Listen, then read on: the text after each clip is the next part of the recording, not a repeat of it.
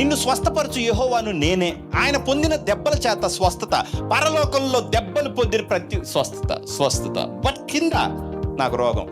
పరలోకంలో అది నిజం, కానీ కింద ఆ వ్యక్తులు ఇంకా తీసుకోలే. సో ప్రాబ్లం ఎక్కడ వస్తుందంటే వాళ్ళ హృదయంలో, వాళ్ళు నమ్మలేని దగ్గర, వాళ్ళ హార్ట్లో. అర్థమవుతుందా? పరలోకంలో ఉన్నది మన జీవితంలో క్రైస్తవుడిగా నీ లైఫ్లో అది పని చేయాలంటే ఏకైక దారి, ఒకటే దారి ఉంది.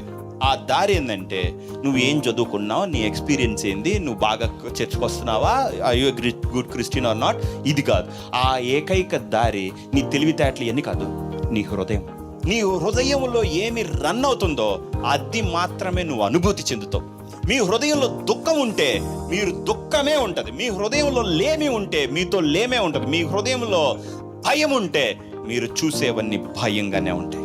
మీ హృదయమే మీరు అనుభవించే జీవితం.